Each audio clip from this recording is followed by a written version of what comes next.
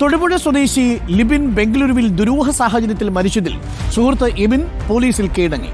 കാഞ്ഞിരപ്പള്ളി സ്വദേശി എബിനാണ് പോലീസ് സ്റ്റേഷനിലെത്തി കീഴടങ്ങിയത്. പ്രതിയെ ബംഗളൂരു പോലീസിന് കൈമാറും. കഴിഞ്ഞ ഞായറാഴ്ചയാണ് മർദ്ദനമേറ്റ് ചികിത്സയിലിരുന്ന ലിബിൻ ബേബി മരിച്ചത്. ലിബിനും എബിനും ഒരുമിച്ചായിരുന്നു ബംഗളൂരുവിൽ താമസം. ഇരുവരും തമ്മിലുണ്ടായ വാക്കുതർക്കം മർദ്ദനത്തിൽ കലാശിച്ചു. അവശനായ ലിബിനെ ആശുപത്രിയിലെത്തിച്ചതും എബിനാണ്. കുളിമുറിയിൽ വീണ് പരിക്കേറ്റുവെന്നാണ് ആശുപത്രിയിൽ പറഞ്ഞത്. വിശദമായ പരിശോധനയിൽ വീഴ്ചയിൽ സംഭവിച്ച പരിക്കല്ല ദേഹത്തുള്ളതെന്ന് ഡോക്ടർമാർ സ്ഥിരീകരിച്ചു. ഈ സമയത്ത് ഇരുവരുടെയും മറ്റ് സുഹൃത്തുക്കളും ആശുപത്രിയിൽ ഉണ്ടായിരുന്നു. ലിബിന്റെ ആരോഗ്യനില മോശമാണെന്ന് സ്ഥിരീകരിച്ചതോടെ എബിൻ മറ്റാരോടും പറയാതെ ആശുപത്രിയിൽ നിന്നും പോയി. ഇതോടെയാണ് ബന്ധുക്കൾ സംശയം ഉന്നയിച്ചത്. ഈ സമയത്ത് കൂടെയുണ്ടായിരുന്ന സുഹൃത്തുക്കളാണ് ലിബിനും എബിനും തമ്മിൽ കയ്യേറ്റമുണ്ടായ കാര്യം ബന്ധുക്കളെ അറിയിച്ചത്.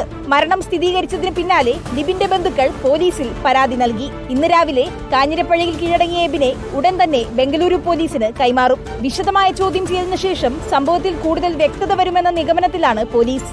റിപ്പോർട്ടർ, കോട്ടയം.